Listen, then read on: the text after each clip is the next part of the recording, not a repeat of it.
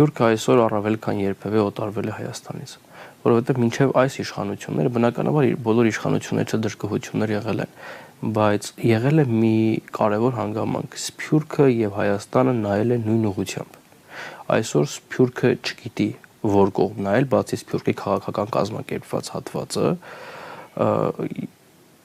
եւ այդ դիխոտոմիան երկու եւ հայրենիքի եւ Սփյուռքի միջև գնալով խորանում է։ Վտանգավոր չէ դա։ Վտանգավոր է այն առումով, որ Հայաստանի Հանրապետությունը որպես այդպեսին կորսում է հսկայական ռեսուրս, որովհետև նույնիսկ ակադեմիական գրականության մեջ է հայտնի, որ Հայաստանի Հանրապետության համար Սփյուռքը մշտապես եղել է ոչ միայն ֆինանսատնտեսական ռեսուրս, այլ նաև եղել է հսկայական քաղաքական, կազմակերպական, քարոզչական, լոբիստական ռեսուրս։ Այսօր Հայաստանի Հանրապետության կառավարությունը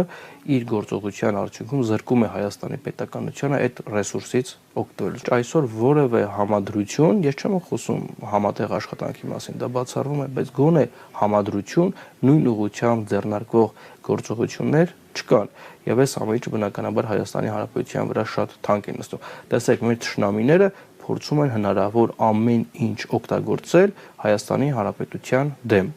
Նույնիսկ այլ պետությունների սփյուռքերի էթնիկ խմբերի են հաճախ փորձել օգտագործել Հայաստանի Հանրապետության դեմ։